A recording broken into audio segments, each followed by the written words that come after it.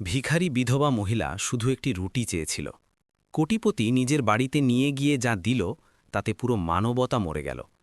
সেই সন্ধ্যায় ঠান্ডা বাতাস যেন হাড় পর্যন্ত কাঁপিয়ে দিচ্ছিল। আকাশে কালো মেঘ এমনভাবে জমেছিল যেন কারো জীবনের ওপর দুঃখের ছায়া নেমে এসেছিল।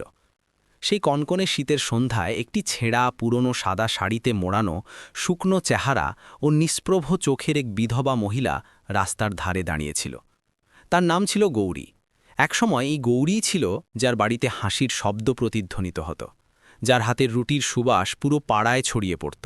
কিন্তু আজ পরিস্থিতি এতটাই বদলে গিয়েছিল যে সেই গৌরী যে কখনো অন্যদের খাওয়াতো, সে নিজেই আজ এক টুকরো রুটির জন্য দাঁড়ে দাঁড়ে ঘুরছিল। তার পেটে বেশ কয়েকদিন ধরে অন্যের একটি দানাও যায়নি, আর এখন তার শক্তি জবাব দিয়ে গিয়েছিল। কিন্তু বেঁচে থাকার বাধ্যবাধকতা তাকে বারবার দাঁড় করিয়ে দিচ্ছিল। সে প্রতিটি দোকান ও প্রতিটি বাড়ির সামনে গিয়ে হাত জোড় করত এবং ধীর গলায় বলতো, ভাইয়া, শুধু একটি রুটি দিয়ে দাও, আমি খুব ক্ষুধার্ত। কিন্তু মানুষের নজর তাকে এমনভাবে এড়িয়ে যেত যেন সে কোনো মানুষ নয়, বরং একটা বোঝা। কেউ তাকে ধাক্কা দিয়ে তাড়িয়ে দিত, কেউ খোঁটা দিয়ে বলতো, কাজ কেন করো না, ভিক্ষা কেন চাইছ? আর কিছু মানুষ তো এমনও ছিল যারা তার অবস্থা দেখে হেসে ফেলত, যেন কারো অসহায়ত্ব তাদের কাছে তামাশা। মানবতা যেন সেই রাস্তায় কোথাও মরে গিয়েছিল। তখনই সেই রাস্তায় একটি কালো চকচকে গাড়ি এসে থামল। গাড়ি থেকে নামল লম্বা স্যুট বুট পরা এবং দাপুটে চেহারার এক লোক, যার নাম ছিল বিক্রম সিং, যে শহরের এক বড় কোটিপতি ছিল, যার কাছে সম্পদের কোনো অভাব ছিল না। কিন্তু তার মন কেমন ছিল তা কেউ জানত না। গৌরী কাঁপতে থাকা পায়ে তার দিকে এগিয়ে গিয়ে বলল, সাহেব, শুধু একটি রুটি দিয়ে দিন, আমি খুব ক্ষুধার্ত। বিক্রম প্রথমে তো তাকে ওপর থেকে নিচ পর্যন্ত দেখল। তার দৃষ্টিতে এক অদ্ভুত শীতলতা ছিল। সে কয়েক সেকেন্ড ধরে গৌরীকে দেখল এবং তারপর ধীরে ধীরে বলল, আমার সাথে চলো। গৌরী এক মুহূর্তের জন্য ঘাবড়ে গেল। তার বুক জোরে জোরে ধুকপুক করতে লাগল, কিন্তু ক্ষুধা তার ভয়কে দমিয়ে দিল এবং সে চুপচাপ তার পেছনে চলতে লাগল। গাড়ির দরজা খুলল এবং গৌরী প্রথমবারের মতো এমন দামি গাড়িতে বসল। তার মনে হচ্ছিল যেন সে অন্য কোনো দুনিয়ায় এসে পড়েছে। কিছুক্ষণের মধ্যেই গাড়িটি একটি বড় বিলাসবহুল বাংলোর সামনে গিয়ে থামল। এত বড় বাড়ি সে জীবনে কখনো দেখেনি। ভেতরে সব কিছু চকচক করছিল, চাকর বাকররা দৌড়াদৌড়ি করছিল, কিন্তু সেই চাকচিক্যের মাঝেও এক অদ্ভুত নীরবতা ছিল। বিক্রম কোনো কথা না বলেই ইশারা করল, ভেতরে এসো। গৌরী ধীরে ধীরে ভেতরে গেল। তার পা ভয়ে কাঁপছিল। তার মন বলছিল যে কিছু একটা ঠিক নেই, কিন্তু পেটের আগুন সব ভয়কে দমিয়ে দিল।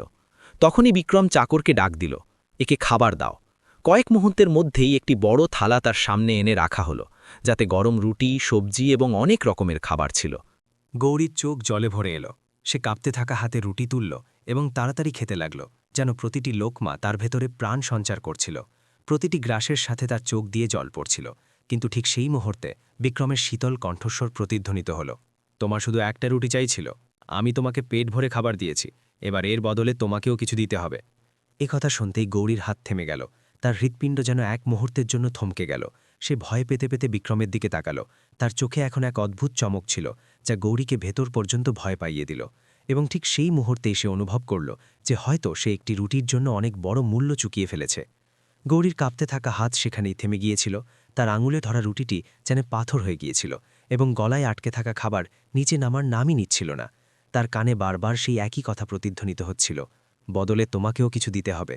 সে ধীরে ধীরে মাথা তুলে বিক্রমের দিকে তাকালো এবং তার চোখে এমন নীরবতা ছিল যেন তার ঝড় আসার আগের নিস্তব্ধতা। গৌরীর বুক জোরে জোরে কাঁপছিল এবং তার ভেতরে এক অদ্ভুত ভয় দানা বাঁধতে শুরু করেছিল। কিন্তু তার কাছে এখন পেছনে ফেরার আর কোনো রাস্তাও ছিল না। সে সাহস সঞ্চয় করে কাঁপা কাঁপা গলায় বলল, সাহেব, আমার কাছে দেওয়ার মতো কিছুই নেই, আমি তো আগেই সবকিছু হারিয়ে ফেলেছি। বিক্রম হালকা করে হাসল, কিন্তু সেই হাসির মাঝে কোনো মানবতা ছিল না, বরং এক শীতল চালাকি লুকিয়েছিল। সে ধীরে ধীরে হেঁটে গৌরীর চারপাশে চক্কর দিল, যেন সে তাকে পরখ করছিল, আর তারপর বলল, প্রত্যেক মানুষের কাছেই দেওয়ার মতো কিছু না কিছু থাকে, শুধু সে নিজে সেটা জানে না। গৌরীর পায়ের তলা থেকে মাটি সরে যেতে লাগল। তার মনে হতে লাগল যেন সে কোনো গভীর কুয়োর মধ্যে পড়ে যাচ্ছে, যেখান থেকে বাইরে বেরোনো অসম্ভব। সে এক পা পিছিয়ে গিয়ে বলল, সাহেব, আমাকে যেতে দিন, আমি আপনার এই উপকারের কথা কখনো ভুলব না, কিন্তু আমি কিছুই দিতে পারব না। বিক্রমের চেহারা হঠাৎ কঠোর হয়ে গেল। তার চোখে রাগের এক স্ফুলিঙ্গ জ্বলে উঠল। সে তীক্ষ্ণ কণ্ঠে বলল, উপকারের প্রতিদান এভাবে চোকাতে হয় না গৌরী। এ কথা শুনে গৌরীর সারা শরীর কেঁপে উঠল। সে বুঝতে পারছিল না সে এখন কি করবে। সে দরজার দিকে তাকাতে লাগল, কিন্তু সেখানে দাঁড়িয়ে থাকা দুজন চাকরের কঠোর দৃষ্টি তাকে বাধা দিচ্ছিল, যেন সে কোনো বন্দিশালায় আটকা পড়ে গেছে। বিক্রম ধীরে ধীরে তার কাছে এলো এবং খুব ধীর অথচ ভয়ঙ্কর গলায় বলল, তোমার মতো মহিলারা সবসময় দয়া ভিক্ষে চায়, কিন্তু বদলে কিছুই দিতে চায় না। গৌরীর চোখ দিয়ে জল গড়িয়ে পড়তে লাগল। সে হাত জোর করে কাঁদতে কাঁদতে বলল, সাহেব, ভগবানের দোহায়, আমাকে ছেড়ে দিন, আমি খুব অসহায়। কিন্তু বিক্রমের চেহারায় এর কোনো প্রভাব পড়ল না। সে এক মুহূর্তের জন্য তার অসহায়ত্বটা বুঝল না, বরং তার দৃষ্টিতে আরও বেশি কঠোরতা নেমে এলো।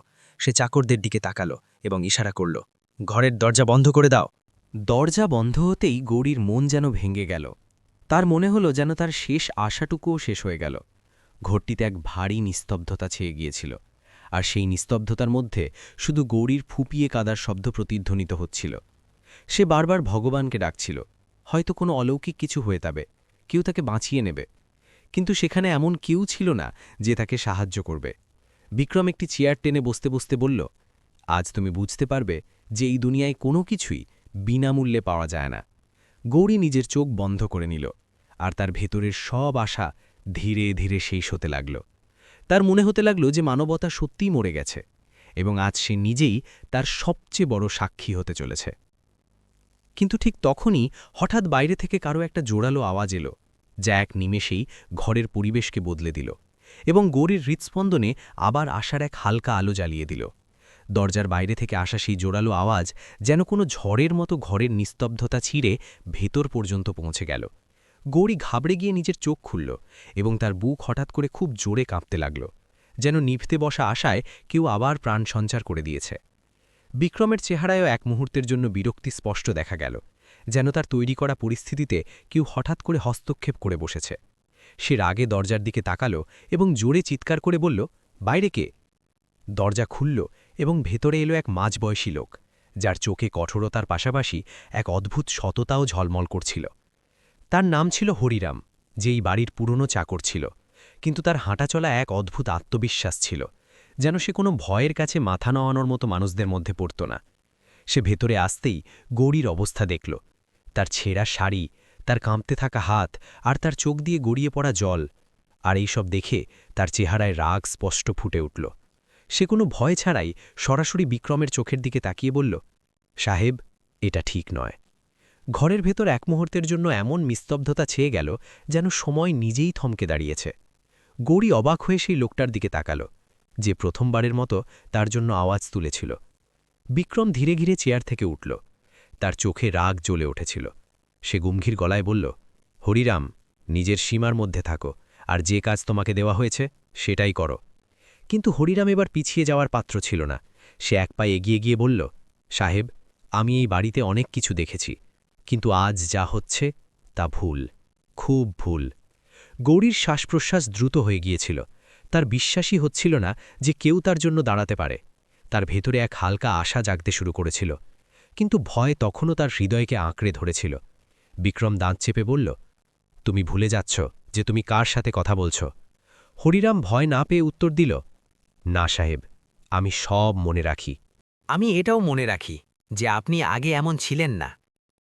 এ কথা শুনতেই বিক্রমের চেহারা এক মুহূর্তের জন্য বদলে গেল, যেন কেউ তার অতীতের কোনো ক্ষতে হাত দিয়ে ফেলেছে।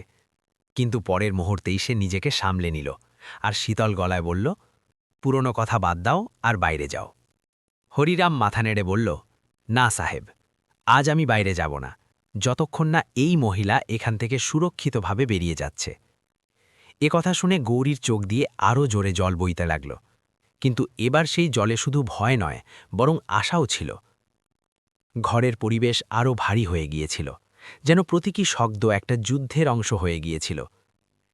বিক্রম কিছুক্ষণ চুপ করে রইল, তারপর হঠাৎ হেসে উঠল, কিন্তু তার হাসিতে কোনো আনন্দ ছিল না, বরং এক অদ্ভুত তিক্ততা ছিল।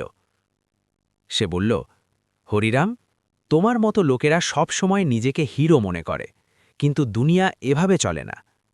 হরিরাম শান্ত অথচ দৃঢ় গলায় বলল, দুনিয়া কিভাবে চলে তা আমি জানি না, কিন্তু মানবতা কিভাবে বেঁচে থাকে তা আমি অবশ্যই জানি।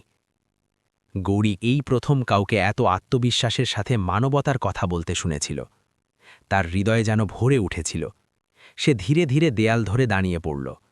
তার দৃষ্টি এখন হরিরামের ওপর আটকে গিয়েছিল, যেন সেই তার শেষ আশা।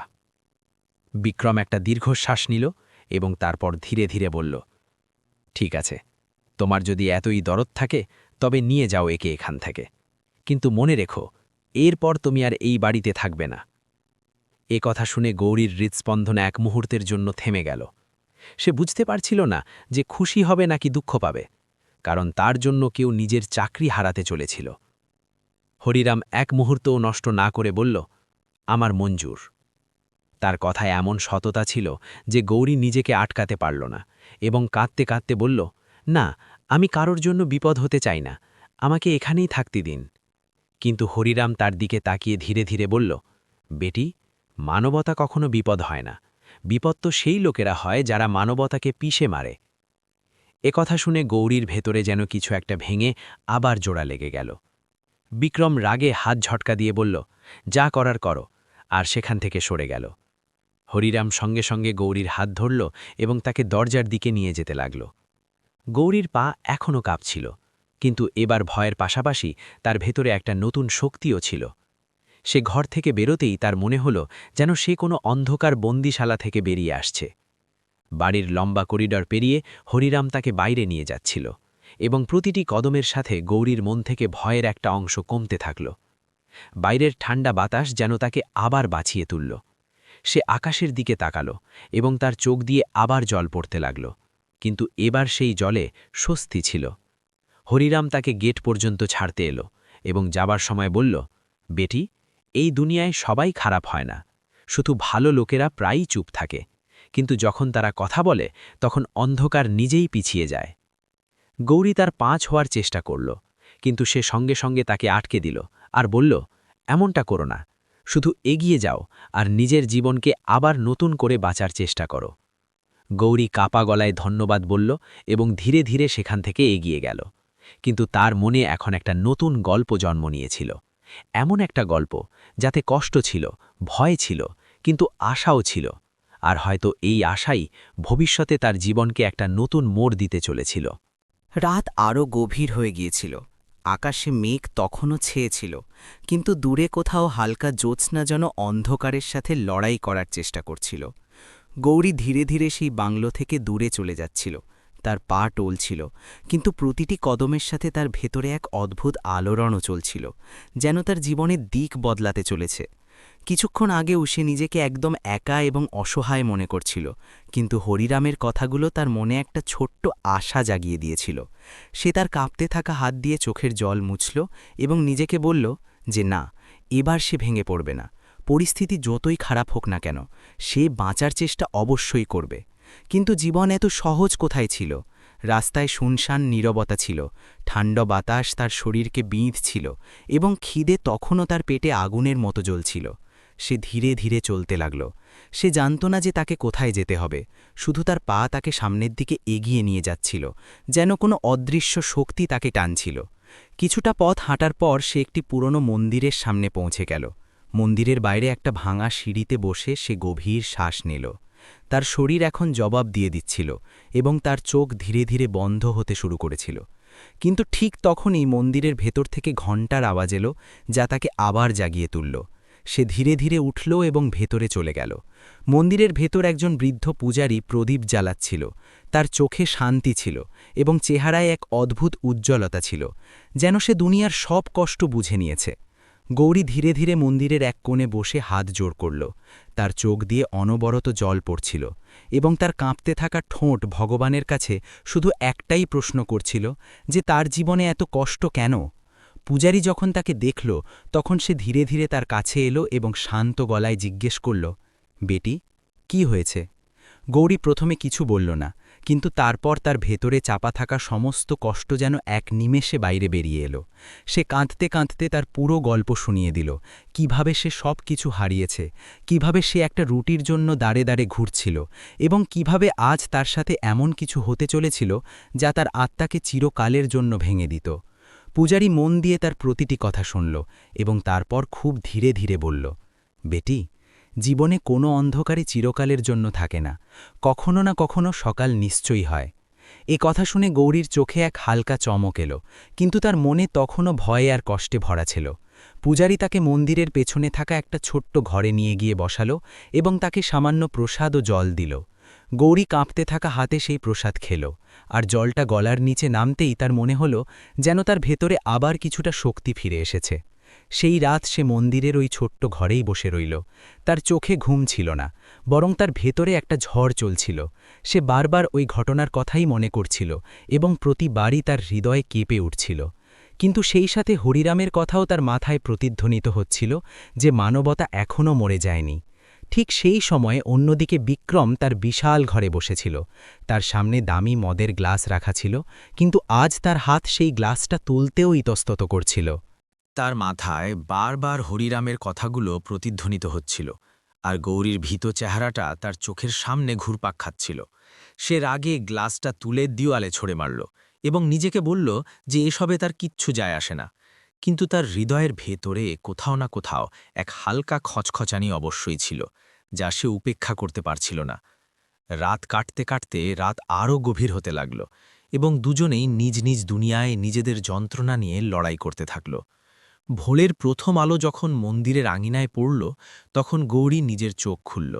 তার চেহারায় তখনও ক্লান্তি ছিল, কিন্তু তার ভেতরে এক নতুন জেদও জন্ম নিয়েছিল।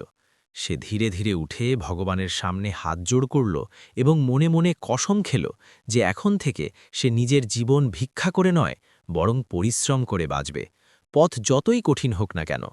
পূজারী তাকে যেতে দেখে আশীর্বাদ করলেন যেন তার প্রতিটি পদক্ষেপ তাকে সঠিক দিশায় নিয়ে যায়। গৌরী মন্দির থেকে বেরোলে সকালের হালকা রোদ তার মুখে পড়ল এবং তার মনে হল যেন এটি এক নতুন শুরু। কিন্তু সে জানত না যে তার সামনের পথ এখনও আরও কঠিন হতে চলেছে এবং তার ভাগ্য তাকে আবার সেই মোড়েই নিয়ে যেতে চলেছে যেখান থেকে সে পালাতে চেয়েছিল। ঠিক সেই সময় দূরে দাঁড়িয়ে এক লোক তাকে খুঁটিয়ে দেখছিল। তার চোখে এক অদ্ভুত চমক ছিল, যেন সে গৌরীকে চিনে ফেলেছে এবং তার জীবনে এক নতুন ঝড় আসতে চলেছে।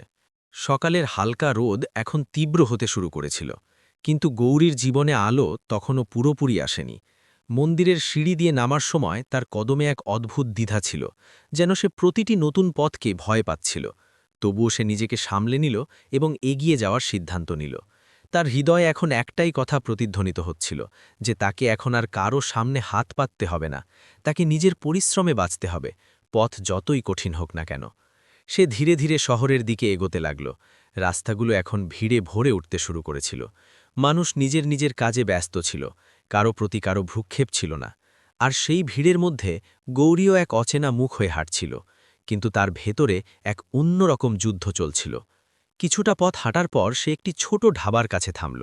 সেখান থেকে রুটির সুবাস আসছিল এবং তার পেটে আবার খিদে জেগে উঠল। কিন্তু এবার সে নিজেকে রুখল এবং ঢাবার মালিকের কাছে গিয়ে ধীরে ধীরে বলল, মালিক, আমার কাজ চাই। আমি বাসন মেজে দেব, ঝাড়ু দিয়ে দেব, শুধু আমাকে দুবেলা দুউঠো রুটি দিয়ে দেবেন। ঢাবার মালিক প্রথমে তো তাকে ওপর থেকে নিচ পর্যন্ত দেখতে লাগল। তার চোখে সন্দেহ ছিল, কিন্তু তারপর সে কিছু একটা ভেবে বলল, ঠিক আছে, কাজ করলে খাবার মিলবে। গৌরীর চোখে তখনই জল এসে গেল, কিন্তু এবার তা ছিল খুশির জল। সে তক্ষুনি কাজ শুরু করে দিল। তার হাত দ্রুত চলতে লাগল, যেন সে তার অতীতের প্রতিটি যন্ত্রণা মুছে ফেলতে চায়। সারা দিন সে না থেমে কাজ করল। তার হাত ছিলে গেল, তার শরীরে ব্যথা হতে লাগল, কিন্তু সে একবারও অভিযোগ করল না, কারণ সে জানত যে এই ব্যথা সেই যন্ত্রণার চেয়ে অনেক ছোট যা সে এই যাবৎ সহ্য করেছে। সন্ধ্যা নাগাদ যখন সে ঢাবার সমস্ত কাজ শেষ করে ফেলল, তখন মালিক তাকে 2টি রুটি আর সামান্য সবজি দিল। গৌরী সেই খাবার এমনভাবে খেল যেন এটি তার পরিশ্রমের প্রথম জয়। তার চেহারায় এক হালকা হাসি ফুটে উঠল, যা হয়তো অনেক দিন পর ফিরে এসেছে। কিন্তু ভাগ্য হয়তো তার এই ছোট্ট খুশিটুকুও সইতে পারল না। ঠিক সেই সময় ধাবার সামনে একটি কার এসে থামল এবং সেখান থেকে নামল সেই একই লোক যে সকালে মন্দিরের পাশে দাঁড়িয়ে তাকে দেখছিল। তার নাম ছিল রাকেশ, এক চালাক ও ধূর্ত লোক যার নজর সবসময় অন্যদের দুর্বলতার উপর টিকে থাকত। সে গৌরীকে দেখল এবং তার চেহারায় এক ভয়ঙ্কর হাসি ফুটে উঠল, যেন সে কোনো নতুন শিকার খুঁজে পেয়েছে। সে ধীরে ধীরে ধাবার ভেতরে এলো এবং মালিকের সাথে কিছু কথা বলতে লাগল। তার নজর বারবার গৌরীর দিকে যাচ্ছিল, যার ফলে গৌরী অস্বস্তি বোধ করতে লাগল, কিন্তু সে নিজেকে কাজে ব্যস্ত রাখল। কিছুক্ষণ পর রাকেশ মালিকের কাছে গিয়ে ধীরে ধীরে বলল, এই মহিলা কোথা থেকে এসেছে? মালিক অবহেলার সাথে বলল, জানি না, সকালে এসেছিল, কাজ চাইল তাই রেখে দিলাম। রাকেশের চোখে এক চমক এলো।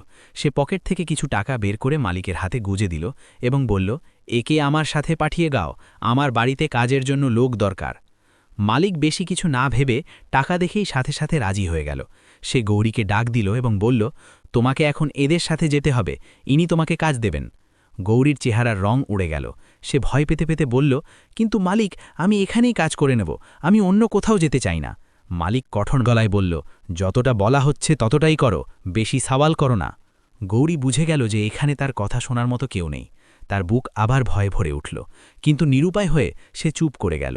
সে ধীরে ধীরে রাকেশের পিছনে চলতে লাগল, কিন্তু তার ভেতরে এক অদ্ভুত ভয় আবার জেগে উঠেছিল, যেন সে কোনো নতুন বিপদে ফাঁসতে চলেছে। সারা পথ রাকেশ চুপ ছিল, কিন্তু তার নজর গৌরীর ওপর আটকে ছিল, যার ফলে গৌরী আরও বেশি ঘাবড়ে যাচ্ছিল। কিছুক্ষণ পর গাড়িটি একটি জনমানবহীন এলাকায় গিয়ে থামল, যেখানে চারদিকে নিস্তব্ধতা ছিল এবং কাউকেই দেখা যাচ্ছিল না। গৌরীর বুক জোরে জোরে কাঁপতে লাগল। সে কাঁপা কাঁপা গলায় জিজ্ঞেস করল, এটা কোন বাড়ি? কিন্তু রাকেশ কোনো উত্তর দিল না। সে শুধু হাসল এবং গাড়ি থেকে নেমে পড়ল। গৌরীর পায়ের তলা থেকে মাটি সরে যেতে লাগল। সে উপলব্ধি করল যে সে আবার এক ভুল জায়গায় চলে এসেছে। সে তক্ষুনি পালানোর চেষ্টা করল, কিন্তু রাকেশ তার হাত ধরে ফেলল এবং কঠোর গলায় বলল, এখন অনেক দেরি হয়ে গেছে। গৌরীর চোখ দিয়ে জল বইতে লাগল। সে নিজেকে ছাড়ানোর চেষ্টা করল, কিন্তু তার শক্তি কম পড়ছিল। তখনই হঠাৎ পেছন থেকে কেউ জোরে চিৎকার করে উঠল, রাকেশ, ছেলে দাও ওকে। এই আওয়াজ শুনতেই রাকেশ ঘুরে তাকাল এবং তার চেহারায় বিস্ময় ছেয়ে গেল। সামনে দাঁড়িয়েছিল হরিরাম, যার চোখে এবার আগের চেয়েও বেশি রাগ ছিল। গৌরী হরিরামকে দেখা মাত্রই তার চোখে আশার এক আলো আবার জেগে উঠল, যেন ভগবান তাকে বাঁচানোর জন্য আবারও কাউকে পাঠিয়ে দিয়েছেন। হরিরাম দ্রুত কদমে এগিয়ে এলো এবং রাকেশের হাত ধরে তাকে জোরে পেছনে ধাক্কা দিয়ে দিল। কঠোর গলায় সে বলল, এই মহিলা কোনো আসবাব নয় যে তুমি কিনে নেবে। রাকেশ রাগে বলল, তুমি মাঝখানে এসো না, এটা আমার ব্যাপার। কিন্তু হরিরাম ভয় না পেয়ে উত্তর দিল, এখন এটা আমার ব্যাপার, কারণ মানবতাকে বাঁচানো আমার কর্তব্য। দুজনের মধ্যে পরিস্থিতি উত্তপ্ত হয়ে উঠেছিল এবং গৌরী ভয়ে কাঁপছিল। কিন্তু এবার সে একা ছিল না, তার সাথে কেউ একজন দাঁড়িয়েছিল যে তার জন্য লড়ছিল। রাকেশ রাগে হরিরামকে ধাক্কা দিল, কিন্তু হরিরামও পিছিয়ে যাওয়ার পাত্র ছিল না। সেও পাল্টা জোরে ধাক্কা দিল এবং দুজনের মধ্যে হাতাহাতি শুরু হয়ে গেল। কিছুক্ষণ ধস্তাধস্তির পর হরিরাম রাকেশকে মাটিতে ফেলে দিল এবং কঠোর গলায় বলল, যদি আবার এই মহিলার কাছে আসার চেষ্টা করো তবে ফল খুব খারাপ হবে। রাকেশ রাগে সেখান থেকে চলে গেল, কিন্তু যাওয়ার সময় সে গৌরীর দিকে এক ভয়ঙ্কর দৃষ্টি দিল, যেন এই গল্প এখনও শেষ হয়নি। হরিরাম গৌরীর দিকে তাকালো এবং ধীরে ধীরে বলল, এখন তুমি সুরক্ষিত আছো। গৌরীর চোখ দিয়ে জল ঝরতে থাকল, কিন্তু এবার সেই জলে ভয় কম আর স্বস্তি বেশি ছিল। সে হাত জোর করে হরিরামকে ধন্যবাদ জানালো, কিন্তু হরিরাম তাকে থামিয়ে দিয়ে বলল, ধন্যবাদ বলো না, শুধু শক্ত হও, কারণ জীবন এখনও তোমাকে আরও পরীক্ষা করবে। গৌরী মাথা নাড়ল এবং তার হৃদয়ে এখন এক নতুন শক্তি জন্ম নিয়েছিল। কিন্তু সে জানত না যে সামনের সময় তার জন্য আরও বড় সত্য উন্মোচন করতে চলেছে এবং তার জীবনের সবচেয়ে বড় রহস্যটি এখন সামনে আসতে চলেছে। গৌরীর শ্বাস এখনও দ্রুত চলছিল, কিন্তু তার ভেতরে এক নতুন শক্তি দানা বেঁধেছিল, যেন প্রতিবার পড়ে গিয়ে সে আরও শক্তিশালী হয়ে উঠছে। জনমানবহীন আস্তায় দাঁড়িয়ে সে প্রথমবারের মতো নিজেকে এতটা একা নয়, বরং সংবিত ফিরে পাওয়া অনুভব করল। কারণ এখন সে এটা বুঝতে শুরু করেছে যে ভয় পেয়ে পালালে জীবন বদলায় না, বরং তার মোকাবিলা করলেই পথ খুলে যায়। হরিরাম ধীরে ধীরে তার দিকে তাকালো এবং শান্ত গলায় বলল, বেটি, এখন তোমাকে শুধু বাঁচলে হবে না, বরং বাঁচতে শিখতে হবে, কারণ দুনিয়া বারবার তোমাকে পরখ করবে আর প্রতিবার তোমাকে নিজেকে প্রমাণ করতে হবে। পার্ট 3। গৌরী তার কথা মন দিয়ে শুনল এবং তার চেহারায় এক গাম্ভীর্য চলে এলো, যেন সে প্রতিটি শব্দকে নিজের হৃদয়ে গেঁথে নিচ্ছে। সে ধীরে ধীরে বলল, আমি আর ভয় পেয়ে পালাব না, যাই হয়ে যাক আমি আমার জীবন নিজেই করে তুলব। হরিরামের চেহারায় হালকা হাসি ফুটে উঠল, কিন্তু তার চোখে একটা চিন্তাও ছিল, যেন সে জানে যে সামনের পথ সহজ হবে না। সে গৌরীকে শহরের একটি ছোট মহিলা আশ্রয় কেন্দ্রের কথা জানাল, যেখানে কিছু অসহায় মহিলা থাকত এবং নিজের পায়ে দাঁড়ানোর চেষ্টা করছিল। গৌরী দ্বিধা না করেই সেখানে যাওয়ার সিদ্ধান্ত নিল, কারণ এখন তার একটি নিরাপদ ছাদের প্রয়োজন ছিল, যেখান থেকে সে তার নতুন শুরু করতে পারে। দুজনে ধীরে ধীরে সেই আশ্রয় কেন্দ্রের দিকে এগোতে লাগল। পথে গৌরী বারবার পেছন ফিরে তাকাচ্ছিল, যেন তার ভয় হচ্ছিল যে আবার কোনো বিপদ তার পিছু নিচ্ছে কিনা। কিন্তু হরিরামের উপস্থিতি তাকে কিছুটা সাহস দিচ্ছিল। কিছুক্ষণ পর তারা একটি সাধারণ ভবনের সামনে পৌঁছাল, যার বাইরে একটি বোর্ড লাগানো ছিল নারী সেবা সদন। ভেতরের পরিবেশ খুব সাধারণ ছিল, কিন্তু সেখানে এক অদ্ভুত শান্তি ছিল, যেন সব কষ্ট এখানে এসে কিছুটা হালকা হয়ে যায়। সেখানকার দায়িত্বে ছিলেন এক মধ্যবয়সী মহিলা, যার নাম ছিল সাবিত্রী দেবী।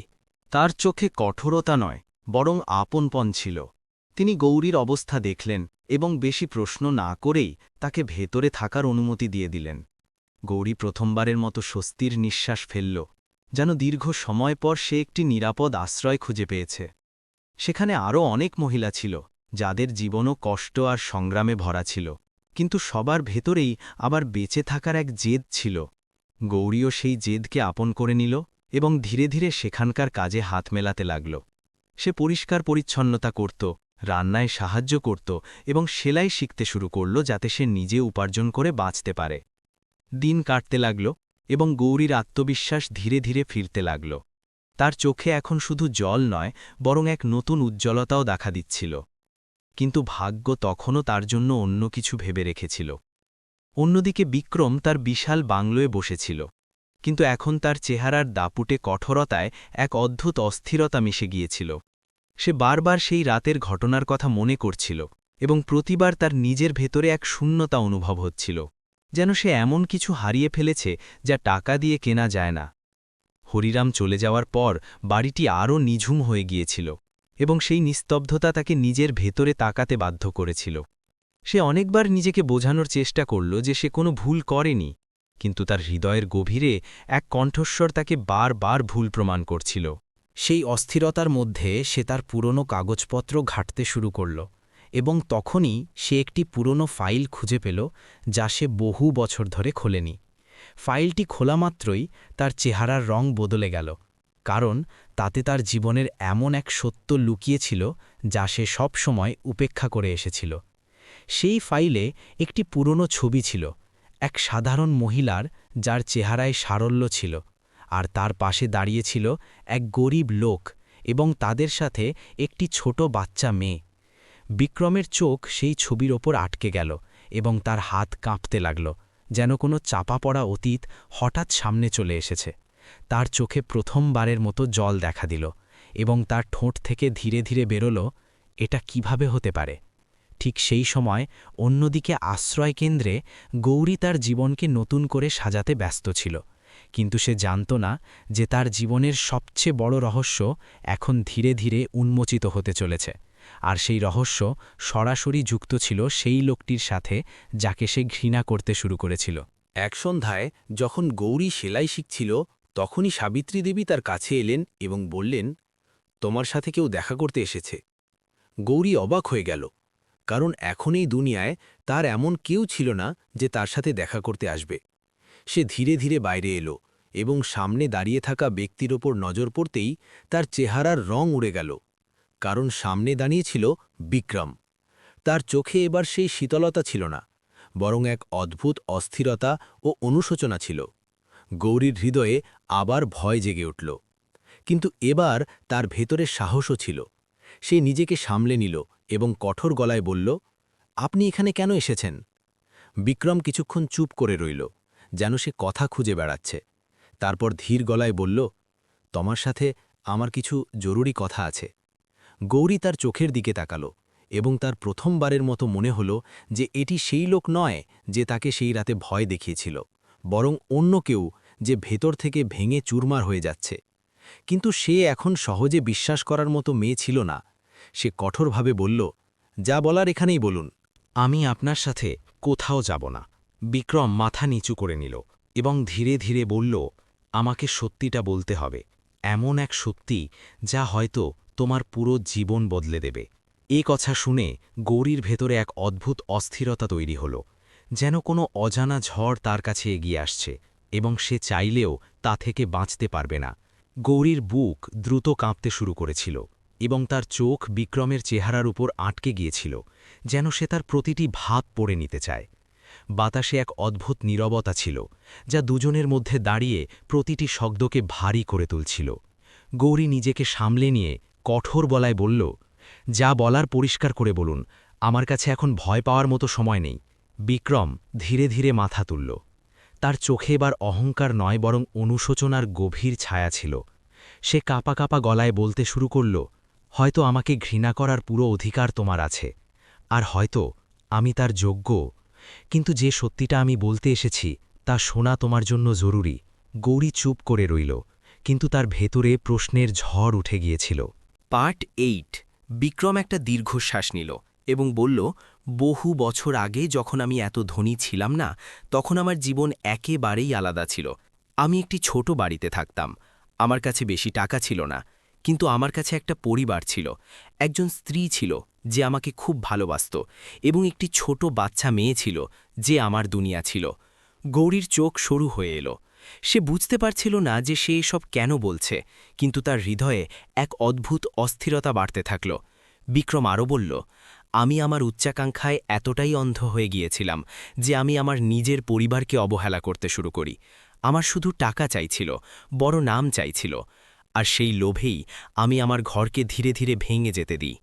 একদিন এমন সময় এলো যখন আমি আমার স্ত্রী ও সন্তানকে ছেড়ে চলে এলাম এই ভেবে যে যখন আমি সব কিছু হাসিল করে নেব তখন তাদের ফিরিয়ে আনব। কিন্তু সেই দিন আর কখনো আসেনি। গৌরীর হৃৎস্পন্দন আরও দ্রুত হয়ে গেল। তার মনে হচ্ছিল যেন এই গল্প কোথাও না কোথাও তার নিজের জীবনের সাথে মিলে যাচ্ছে। বিক্রমের চোখ থেকে জল বেরিয়ে এলো। সে কাঁপতে কাঁপতে বলল, যখন আমি ফিরে গেলাম তখন সেখানে কিছুই অবশিষ্ট ছিল না, না আমার ঘর, না আমার পরিবার। সবকিছু শেষ হয়ে গিয়েছিল এবং আমি তাদের আর কখনো খুঁজে পাইনি। পার্ট 9। গৌরীর চেহারা ফ্যাকাশে হয়ে গেল। তার শ্বাস ভারী হতে লাগল এবং তার ভেতরে এক অদ্ভুত ভয় দানা বাঁধতে শুরু করল, যেন কোনো এক সত্য এখন সামনে আসতে চলেছে, যা থেকে সে বাঁচতে পারবে না। বিক্রম পকেট থেকে সেই পুরনো ছবিটা বের করল এবং সেটা গৌরীর দিকে বাড়িয়ে দিল। তার হাত কাঁপছিল, যেন সে নিজেও সেই সত্যকে ভয় পাচ্ছে। গৌরী ধীরে ধীরে সেই ছবিটা নিল এবং সেই ছবির ওপর নজর পড়তেই তার পুরো শরীর নিস্তব্ধ হয়ে গেল। তার চোখ বড় হয়ে গেল এবং তার হাত কাঁপতে লাগল, কারণ সেই ছবিতে যে ছোট বাচ্চা মেয়েটি ছিল সেই ছিল স্বয়ং গৌরী নিজেই। তার ঠোঁট কাঁপতে লাগল এবং গৌরীর চোখ দিয়ে অঝরে জল ঝরতে লাগল। সে কাঁপা কাঁপা গলায় বলল, এটা কিভাবে সম্ভব? বিক্রম মাথা নিচু করে ভাঙা গলায় বলল, কারণ তুমি সেই মেয়ে। গৌরী, তুমি আমার মেয়ে। এই কথা শোনা মাত্রই যেন গৌরীর পায়ের তলা থেকে মাটি সরে গেল। তার মস্তিষ্ক অসাড় হয়ে গেল, আর তার হৃদয় যেন একসাথে হাজার টুকরো হয়ে ভেঙে গেল। সে কিছুক্ষণ সেখানেই স্তব্ধ হয়ে দাঁড়িয়ে রইল, যেন তার পৃথিবী থমকে গেছে। সে বুঝতে পারছিল না এই সত্যকে সে কিভাবে গ্রহণ করবে। একদিকে সেই লোক ছিল যে সেই রাতে তাকে অপমান করার চেষ্টা করেছিল, আর অন্যদিকে সেই লোকই তার বাবা বলে পরিচয় দিল। তার ভেতরে রাগ আর যন্ত্রণার আগ্নেয়গিরি ফেটে পড়ল। সে চিৎকার করে বলল, না, এটা মিথ্যে। আপনার মতো লোক আমার বাবা হতে পারে না। যে নিজের মেয়ের সাথে এমন ব্যবহার করতে পারে সে বাবা টাকার যোগ্য নয়। বিক্রমের চোখ দিয়ে জল পড়তেই থাকল। সে কিছু বলার চেষ্টা করল, কিন্তু শব্দ তার গলায় আটকে গেল। গৌরীর শরীর কাঁপছিল, তার মন ভেঙে চুরমার হয়ে গিয়েছিল এবং তার চোখে এখন ছিল শুধুই ঘৃণা। সে ছবিটা মাটিতে ফেলে দিল এবং পিছিয়ে গিয়ে বলল, আপনি আমার কাছে মরে গেছেন। যেদিন আপনি আমাদের ছেড়ে গিয়েছিলেন সেদিনই আমাদের সম্পর্ক শেষ হয়ে গিয়েছিল। বিক্রম হাঁটুর ওপর ভর দিয়ে বসে পড়ল। তার চোখে অনুশোচনার সাগর উথলে উঠছিল। সে হাত জোড় করে বলল, আমাকে ক্ষমা করে দাও। আমি অনেক বড় ভুল করেছি। আমি আমার নিজের পাপেই অন্ধ হয়ে গিয়েছিলাম, কিন্তু এখন যখন আমি সত্যিটা জানতে পেরেছি তখন আমি নিজেকে ক্ষমা করতে পারছি না। পার্ট 11। গৌরী কঠোর দৃষ্টিতে তার দিকে তাকিয়ে বলল, ক্ষমা সেই সব লোকেদের জন্য যারা মানবতা বোঝে। আপনি তো তাকে বহু বছর আগেই মেরে ফেলেছেন। তার শব্দগুলো তীরের মতো বিক্রমের বুকে বিঁধল এবং সে সেখানেই ভেঙে পড়ল। আশ্রয় কেন্দ্রের বাইরে দাঁড়িয়ে সাবিত্রী দেবী এই সব দেখছিলেন। তার চোখেও জল ছিল, কারণ এটি কেবল একটি গল্প ছিল না, বরং সম্পর্কের ভাঙন আর মানবতার অপমৃত্যুর এক চরম বাস্তবতা। গৌরী তার চোখের জল মুছে দৃঢ় গলায় বলল, আমার জীবনের সাথে আপনার আর কোনো সম্পর্ক নেই। আমি নিজের যোগ্যতায় বাঁচতে শিখে গেছি এবং এখন আমার কোনো সাহারার প্রয়োজন নেই। এই বলে সে ঘুরে ভেতরে চলে গেল, কিন্তু তার হৃদয়ে যে ঝড় উঠেছিল তা এখনও শান্ত হয়নি। পট 12। বিক্রম সেখানেই মাটিতে বসে রইল, তার চোখ দিয়ে অনবরত জল পড়ছিল, আর সে প্রথমবারের মতো উপলব্ধি করতে পারল যে সে নিজের জীবনে কি হারিয়ে ফেলেছে। যে সম্পদকে তার কাছে সবথেকে বড় মনে হতো, আজ তা তার কাছে মূল্যহীন লাগছিল, কারণ সে তার নিজের রক্তের সম্পর্ককে হারিয়ে ফেলেছিল। সেই দিনের পর গৌরীর জীবনে এক নতুন মোড় এলো। সে তার অতীতকে পেছনে ফেলার সিদ্ধান্ত নিল। কিন্তু সত্যি এটাই যে কিছু ক্ষত এমন থাকে যা কখনো পুরোপুরি শুকায় না। আর এই গল্প এখানেই শেষ হয়নি, কারণ সময় এখনও দুজনের জীবনে এমন এক সিদ্ধান্ত নিয়ে আসতে চলেছিল যা ঠিক করবে যে ঘৃণা জিতবে নাকি মানবতা। রাত আবারও গভীর হল, কিন্তু এবার অন্ধকার শুধু আকাশে নয়, বরং দুটি জীবনের ভেতরেও নেমে এসেছিল। গৌরী তার ঘরের কোণে বসেছিল, তার চোখ ফুলে গিয়েছিল, কিন্তু তাতে আর জল ছিল না, যেন সে কেঁদে কেঁদে ক্লান্ত হয়ে গেছে। এখন তার ভেতরে শুধু এক নিথর নীরবতা বাকি ছিল। তার সামনে তার পুরো জীবনটা কোনো এক ভাঙা আয়নার মতো ছড়িয়ে ছিটিয়েছিল, যার প্রতিটি টুকরো এক যন্ত্রণাদায়ক স্মৃতি হয়ে তাকে বিঁধছিল। সে বারবার সেই মুহূর্তটার কথা ভাবছিল, যখন সে জানতে পারল যে লোকটিকে সে ঘৃণা করে সেই তার বাবা। প্রতিবারই তার মন আরও ভারী হয়ে যাচ্ছিল। সে তার মাথা হাঁটুর মধ্যে লুকিয়ে নিজেকে বলল যে না, সে আর দুর্বল হবে না। সে এত দূর পর্যন্ত পথ একা পাড়ি দিয়েছে, এখন সে আর পেছনে ফিরে তাকাবে না, সামনে যতই বড় সত্য আসুক না কেন। কিন্তু মন আর মস্তিষ্কের লড়াই কখনো সহজ হয় না, এবং সেই রাতে সে এই যুদ্ধেই জড়িয়ে রইল। অন্যদিকে বিক্রম তার বিশাল কিন্তু শূন্য বাংলোয় একা বসেছিল। চারদিকে নিস্তব্ধতা ছিল, যা প্রতি মুহূর্তে তাকে তার ভুলের কথা মনে করিয়ে দিচ্ছিল। সে তার ঐশ্বর্য, সাফল্য সব কিছু হাসিল করেছিল, কিন্তু আজ সে নিজেকে পৃথিবীর সবথেকে দরিদ্র মানুষ মনে করছিল, কারণ সে সবথেকে দামি জিনিসটি হারিয়ে ফেলেছে, তার পরিবার, তার রক্ত, তার নিজের সম্পর্ক। তার সামনে সেই পুরনো ছবিটা পড়েছিল, যা সে বারবার হাতে তুলছিল আর আবার রেখে দিচ্ছিল।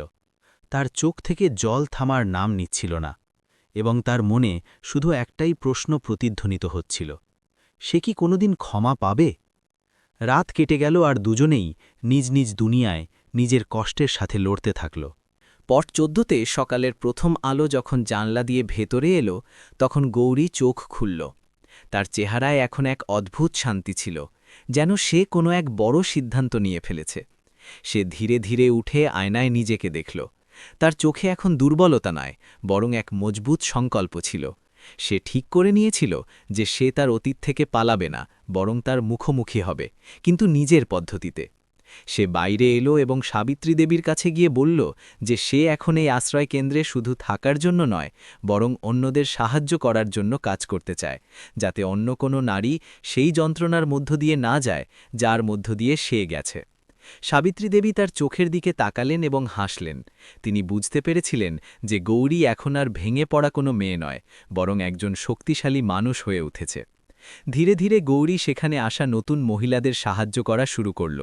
সে তাদের সাহস দিত, কাজ শেখাত এবং তাদের এই বিশ্বাস যোগাত যে জীবন কখনো শেষ হয়ে যায় না, শুধু তাকে বাঁচার ধরনটা বদলে নিতে হয়। তার ভেতরে এখন এক নতুন আলো জ্বলে উঠেছিল, যা অন্যদের অন্ধকারকেও দূর করতে শুরু করেছিল। কিন্তু গল্পের দ্বিতীয় অংশ এখনও বাকি ছিল। বিক্রম বেশ কিছুদিন নিজেকে ঘরের মধ্যে বন্দী করে রাখল। সে দুনিয়া থেকে নিজেকে সরিয়ে নিয়েছিল, কিন্তু একদিন সে আয়নায় নিজেকে দেখল, আর তার মনে হল যে সে যদি এখনও চুপ করে থাকে তবে তার ভুল কখনো শুধরানো যাবে না। সে সিদ্ধান্ত নিল যে সে পালাবে না, বরং নিজের পাপের মুখোমুখি হবে এবং যতটা সম্ভব তা শুধরানোর চেষ্টা করবে। সে তার ব্যবসার সমস্ত কাজ একপাশে সরিয়ে রাখল এবং সবথেকে আগে সেই আশ্রয়কেন্দ্রের দিকে রওনা হল যেখানে গৌরী থাকত।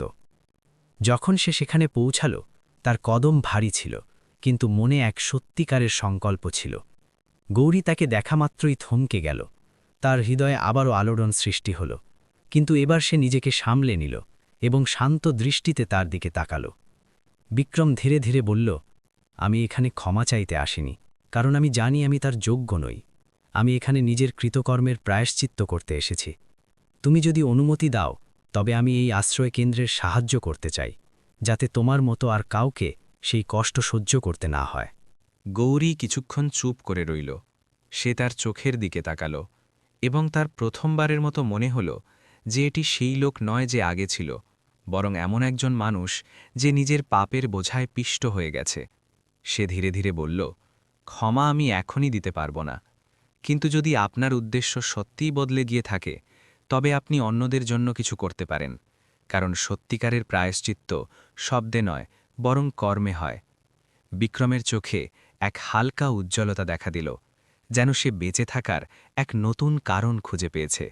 সেই দিনের পর থেকে বিক্রম তার সম্পদের এক বড় অংশ সেই সব মানুষদের জন্য ব্যয় করতে শুরু করল যারা অসহায় ছিল। সে আশ্রয় কেন্দ্রটিকে বড় করল, নতুন সুযোগ সুবিধা করে দিল এবং অনেক অভাবী মহিলাদের জন্য নতুন পথ খুলে দিল। কিন্তু এবার সে এই সব কিছু দেখানোর জন্য নয়, বরং মন থেকে করছিল। সময় ধীরে ধীরে কাটতে লাগল, আর দুজনের জীবন নিজ নিজ পথে এগিয়ে যেতে থাকল।